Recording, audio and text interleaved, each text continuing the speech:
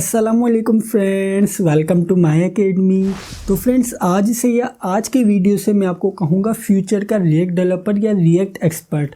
क्योंकि आज की वीडियो से हम एक रिएक्ट की कंप्लीट जर्नी स्टार्ट करने वाले हैं जिसका नाम है रिएक्ट ज़ीरो टू हीरो। तो फ्रेंड्स, इस जर्नी के अंदर हम रिएक्ट को from basic to advance level तक सीखने वाले हैं। तो फ्रेंड्स, इस बात की गारंटी मैं देता हूं कि अगर आपने इस कंप्लीट जर्नी के अंदर मेरा साथ दिया तो आप फ्यूचर के रिएक्ट डेवलपर या रिएक्ट एक्सपर्ट बन जाएंगे। क्योंकि हम इस जर्नी के अंदर रिएक्ट को from basic to advance level तक सीखेंगे और इसी के साथ साथ जो जो कॉन्सेप्ट हम सीखते जाएंगे उनसे इम्प्लीमेंट करेंगे इन अ फॉर्म ऑफ प्रोजेक्ट। तो फ्रेंड्स, ये कंप्लीट जर्नी बहुत ज़्यादा इंटरेस्टिंग होने वाली है। बस आपने इसके अंदर एक छोटा सा काम करना है। काम ये है कि आपने इस कंप्लीट जर्नी के अंदर मेरा साथ देना है। तो फ्रेंड्स, आइए आज की वीडियो को शुरू करते हैं। आज की वीडियो में हम बात करेंगे कि बेसिकली रिएक्ट है क्या चीज़ और हम रिएक्ट का इंट्रोडक्शन देखेंगे। तो आइए बगैर टाइम वेस्ट किए हुए आज की वीडियो को शुरू करते हैं। तो फ्रेंड्स, सबसे पहले हम ये जान लेते हैं कि वाई वी यूज़ रिएक्ट। हमें रिएक्ट का ही यूज़ क्यों करना चाहिए। हमारे पास HTML, CSS और जावा स्क्रिप्ट का यूज़ करके भी तो हम वेब पेजेस का यूज़ कर सकते हैं।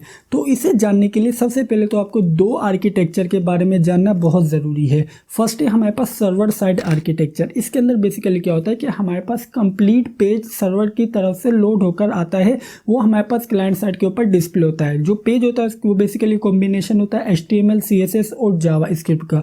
तो फ्रेंड्स, इस आर्किटेक्चर में क्या होता है कि हमारे पास जब भी आपने किसी बटन के ऊपर क्लिक करते हैं, कंप्लीट वेबसाइट लोड होने के बाद आपके पास एक न्यू पेज रेंडर होकर आता है। वो बेसिकली जो पेज आता है वो हमारे पास आता है सर्वर साइड से। तो फ्रेंड्स, इसका ड्रॉबैक क्या है? इसका ड्रॉबैक ये है कि यार जो हमारे पास वेबसाइट की जो स्पीड है वो बहुत ज़्यादा स्लो हो जाती है। तो फ्रेंड्स, उसके लिए हमें किसी भी स्पेसिफिक पेज को रेंडर करवाना होता है तो हमें उसके लिए कंप्लीट वेबसाइट को लोड करना पड़ता है, जिससे हमारा टाइम बहुत ज़्यादा वेस्ट होता है। तो फ्रेंड्स, इसी तरीके से जो सेकंड आर्किटेक्चर है वो है क्लाइंट साइड आर्किटेक्चर। बेसिकली इसके अंदर हमारे पास सिंगल पेज एप्लीकेशन होती है जो कि हमारे क्लाइंट के ऊपर या हमारे ब्राउजर के ऊपर पहले से ही लोड हुई हुई होती है। तो फ्रेंड्स, इसके अंदर बेसिकली क्या होता है कि आपने कभी नोट किया होगा कि आपने किसी बटन के ऊपर क्लिक करते तो आपके पास न्यू पेज या न्यू कंपोनेंट रेंडर हो जाता है, आपकी कंप्लीट वेबसाइट लोड नहीं होती। क्योंकि हमारे पास वो कंप्लीट वेबसाइट यूजर के ब्राउजर के ऊपर पहले से ही मौजूद होती है, लेकिन जो इसका डेटा आता है वो हमारे पास सर्वर से आ रहा होता है। तो फ्रेंड्स, ये तो मैंने आपको ओवरव्यू दे दिया क्लाइंट साइड आर्किटेक्चर और सर्वर साइड आर्किटेक्चर का। अब हम इसे डायग्राम के थ्रू समझते हैं, उससे आपका कॉन्सेप्ट और भी ज़्यादा क्लियर हो जाएगा। तो फ्रेंड्स, आइए सबसे पहले हम यहाँ पर सर्वर साइड रेंडरिंग देख लेते हैं। तो आप यहाँ पर देख सकते हैं कि हमारे पास यहाँ पर ये इमेज है। इसके अंदर अगर आप यहाँ पर फर्स्ट पार्ट देखें तो हमारे पास ये बेसिकली सर्वर या बैकएंड साइड है और सेकंड पार्ट है हमारे पास फ्रंट एंड या क्लाइंट साइड। तो अगर आप यहाँ पर नोट करें तो हमारे पास यहाँ पर जो पेज रेंडर होता है वो हमारे पास HTML, CSS और जावा स्क्रिप्ट की फॉर्म के अंदर होता है, जो कि हमारे पास ब्राउज़र को दिया जाता है। इसी तरीके से अगर आपने यहाँ पर नोट करें तो हमारे पास किसी भी बटन के ऊपर क्लिक हुआ तो इसके अंदर क्या होता है कि रिस्पॉन्स ब्राउज़र के थ्रू जाती है सर्वर के पास और सर्वर फिर वापस हमें पेज रेंडर करके देता है। तो इसी वजह से मैंने आपसे कहा था कि हमारे पास यहाँ पर कंप्लीट वेबसाइट लोड होती है। तो इसी वजह से होती है कि हमारे पास कंप्लीट वेब पेज जो होता है वो हमारे पास सर्वर साइड से हमें प्रोवाइड किया जाता है। तो फ्रेंड्स, इस तरीके से हमारे पास सर्वर साइड रेंडरिंग का मैकेनिज्म वर्क करता है। अब हम यहाँ पर देख लेते हैं क्लाइंट साइड रेंडरिंग। तो फ्रेंड्स, अगर आप यहाँ पर क्लाइंट साइड रेंडरिंग के अंदर देखें तो हमारे पास जो बैकएंड वाला पार्ट है उसके पास सिर्फ डेटा है और API है। जो तमाम काम है वो हमारे पास है ब्राउज़र के पास या क्लाइंट साइड के पास। तो अगर आप यहाँ पर नोट करें तो हमारे पास यहाँ पर सर्वर सिर्फ और सिर्फ डेटा दे रहा है इन अ फॉर्म ऑफ API के थ्रू यहाँ पर ये डेटा दे रहा है ब्राउज़र को। तो आप यहाँ पर देख सकते हैं कि हमारे पास जितना भी डेटा है वो ब्राउज़र को दिया जाता है इन अ फॉर्म ऑफ API। उसके बाद अगर आप यहाँ पर ब्राउज़र के उसके बाद अगर आप यहाँ पर देखें तो हमारे पास जो भी पेज रेंडरिंग वगैरह जितना भी काम होता है वो हमारे पास यूज़र के ब्राउज़र के ऊपर ही हो रहा होता है। तो इसी वजह से हम इसे सिंगल पेज एप्लीकेशन भी कहते हैं कि हमारे पास यहाँ पर जितना भी काम है सारा का सारा क्लाइंट के या यूज़र के ब्राउज़र के ऊपर हो रहा होता है। सिर्फ बैकएंड क्या करता है, बैकएंड डेटा प्रोवाइड करता है इन फॉर्म ऑफ API। तो फ्रेंड्स, ये था basically mechanism client side rendering का। तो फ्रेंड्स, इस तरीके से हमने जान लिया कि यार क्लाइंट साइड आर्किटेक्चर और सर्वर साइड आर्किटेक्चर क्या होता है। मैं उम्मीद करता हूं कि आपका ये कॉन्सेप्ट क्लियर हुआ होगा। इसी तरीके से जो रिएक्ट फ्रेमवर्क है या मॉडर्न फ्रेमवर्क है वो बेसिकली हमारे पास कुछ प्रॉब्लम को सॉल्व करते हैं। फर्स्ट प्रॉब्लम तो ये है कि जो हमारी वेबसाइट या वेब पेजेस होते हैं उसके अंदर डेटा बहुत ज़्यादा होता है और बहुत डाइवर्सिफाई होता है। लेट्स से कि आपके पास एक वेब पेज डिस्प्ले होता है तो उसके ऊपर डिफरेंट टाइप्स का डेटा रेंडर होकर आ रहा होता है, तो उस डेटा को हमें हैंडल भी करना होता है। तो अगर आप HTML CSS और सिंपल जावा स्क्रिप्ट की मदद से आप ये तमाम काम करेंगे तो आपकी जो डेटा रेंडरिंग या डेटा मैनेजिंग या डेटा हैंडलिंग है वो बेसिकली बहुत ज़्यादा कॉम्प्लेक्स हो जाती है या बहुत ज़्यादा डिफ़िकल्ट हो जाती है। तो ये जो तमाम चीज़ों को हैंडल करने का काम है ये हमारे पास मॉडर्न फ्रेमवर्क करते हैं, जैसे रिएक्ट हो गया। इसी तरीके से हमारे पास दूसरे भी फ्रेमवर्क हैं, वो इन तमाम डेटा हैंडलिंग का मैकेनिज़्म बहुत ही ज़्यादा ईजी बना देते हैं। तो फ्रेंड्स हमारे पास सेकंड प्रॉब्लम क्या आती है कि हमारे पास HTML CSS और जावा स्क्रिप्ट का जो कोड है वो हमारे डोम के अंदर जाकर स्टोर होता है। लेट्स से कि हम कोई भी डोम पे स्टेट मैनिपुलेशन करते हैं, स्टेट चेंजिंग करते हैं, तो वो डायरेक्ट इफेक्ट होती है हमारे पास डोम के ऊपर। तो इससे क्या होता है कि इससे हमारा कोड जो होता है वो बहुत ज़्यादा कॉम्प्लेक्स हो जाता है। जबकि रिएक्ट फ्रेमवर्क क्या करता है, रिएक्ट फ्रेमवर्क हमें एक वर्चुअल डोम प्रोवाइड करता है जिसकी मदद से जो हमारी मैनिपुलेशन होती है, लेट्स से डोम मैनिपुलेशन होती है, वो हमारे लिए बहुत ज़्यादा ईजी हो जाती है और कोड मैनेजमेंट भी बहुत ज़्यादा ईजी हो जाती है।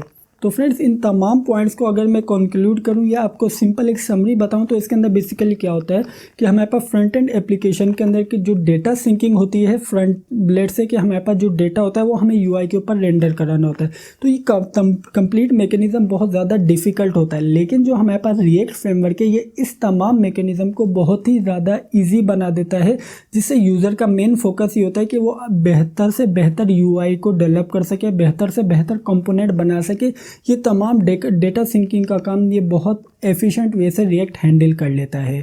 तो फ्रेंड्स ये तो हमने जान लिया कि हमें रिएक्ट क्यों यूज़ करनी चाहिए। मैं उम्मीद करता हूँ कि अब आपके जहन में कोई कन्फ्यूजन नहीं होगी कि यार हम रिएक्ट को ही क्यों यूज़ करें, हमें HTML CSS और जावा स्क्रिप्ट भी तो मौजूद है। तो फ्रेंड्स अब हमने जान लिया है रिएक्ट के अपर लेयर के बारे में, मतलब ये है कि हमने रिएक्ट को ऊपर से डिस्कस कर लिया। अब हम रिएक्ट में थोड़ा डीप डाइव करते हैं, उसकी डेफिनेशन देखते हैं। तो फ्रेंड्स अब हम जान लेते हैं कि what is react. React basically है क्या चीज़। अभी तक तो हमने जो बात की है वो रिएक्ट की अपर लेयर के बारे में किया, मतलब ये कि हमने ऊपर से बातें की है। अब हम रिएक्ट के डीप डाइव चलते हैं, उसकी डेफिनेशन को थोड़ा एक्सप्लोर करते हैं। तो आइए सबसे पहले हम ये जान लेते हैं कि रिएक्ट है क्या। बेसिकली इसको हम डेफिनेशन के थ्रू जानते हैं। रिएक्ट के अंदर क्या कह रहा है, react is a Java script library for building a user interface. ये क्या कह रहा है कि रिएक्ट बेसिकली जावा स्क्रिप्ट की लाइब्रेरी है जो कि यूज़र इंटरफेस क्रिएट करने के लिए यूज़ होती है। तो फ्रेंड्स अब आप सोचोगे कि यार ये तो बात आपने पहले भी बताई थी, तो इसके अंदर नया क्या है। सब्र करो, अभी हम इसके अंदर थोड़ा डिटेल में जाते हैं। डिटेल में किस तरीके से जाते हैं कि इस डेफिनेशन को थोड़ा फर्दर एक्सप्लोर करते हैं।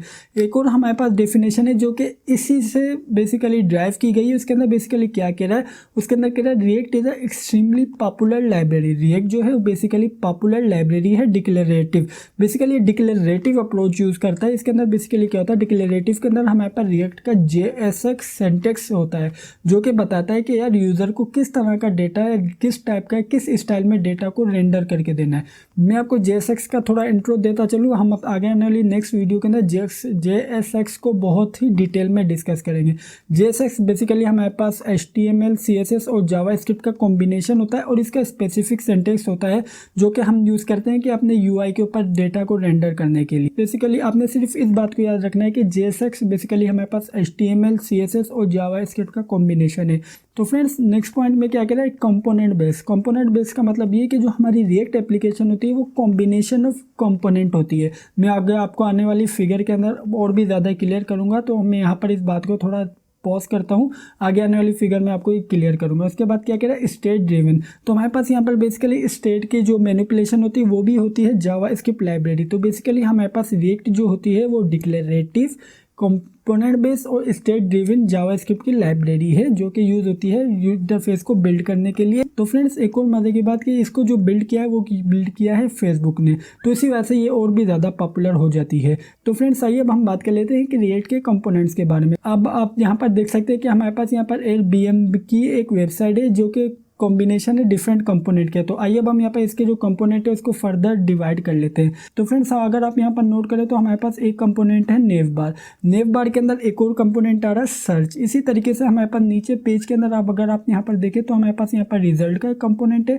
रिजल्ट के कंपोनेंट के अंदर हमारे पास लिस्टिंग के कुछ कंपोनेंट्स रेंडर हो रहे हैं। इसी तरीके से अगर आप यहाँ पर इस पार्ट के अंदर देखें मैप वाले के अंदर, तो हमारे पास मैप एक डिफरेंट कंपोनेंट है। तो आप यहाँ पर अगर नोट करें तो हमारे पास यहाँ पर जो डेटा है वो डाइवर्सिफाई डाइवर्सिफाई, लेकिन आपने देखा कि किस तरीके से रिएक्ट ने डाइवर्सिफाई डेटा को हैंडल किया है और एक सिंगल कंपोनेंट के अंदर बिठाकर हमें फ्रंट एंड के ऊपर रेंडर करके दे दिया।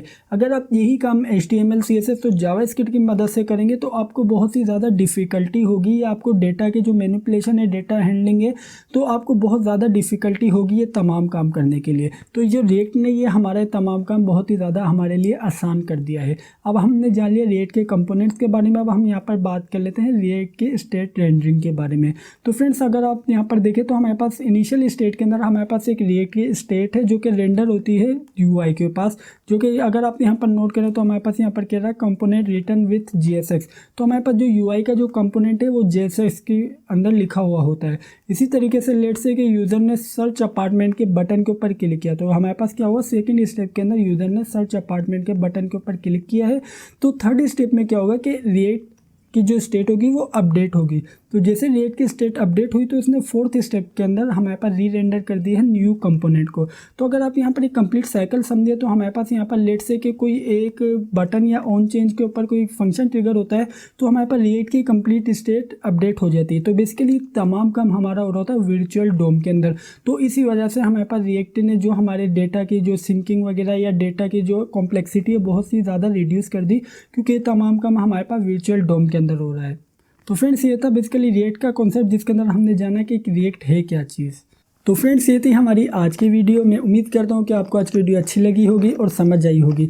अगर वीडियो अच्छी लगी तो वीडियो को लाइक लाजमी कीजिएगा, और अगर आपने अभी तक चैनल को सब्सक्राइब नहीं किया हुआ तो यार सबसे पहले चैनल को सब्सक्राइब कर लीजिए और वीडियो को लाइक करना मत भूलिएगा। तो आज की वीडियो में इतना ही। Thank you for watching this video friends, bye bye.